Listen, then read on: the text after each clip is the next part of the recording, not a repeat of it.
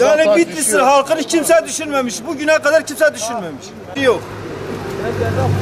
Bir sahibi istiyoruz artık. Yazık değil mi bu kadına ya?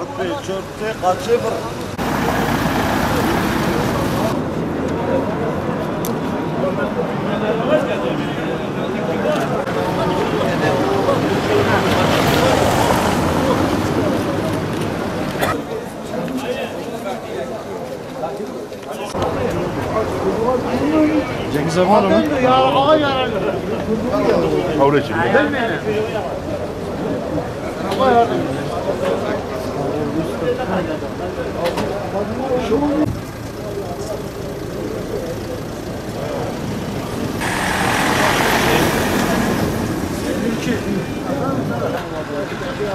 Polis çekiyor zaten, bak çekiyor.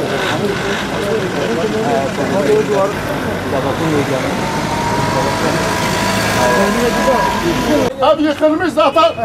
İnecek. Rus da gelmiş, bu kadar Bitlis işgal olmamış. Mahallelerde dedemizin tarihi eserleri hepsi yıkılmış. Taşlar havada kalmış. O taşlar bırakmadı kimse kıpırdarsa, o taşları iyileştirse vuracak, ölecek, gidecek. Beraber çıkarız. Beraber çıkalım. Onlar çıksınlar. Gel bu tarafa. Tamam. Gelin bu yana. Bir şey canım tabii. Cumhurbaşkanı.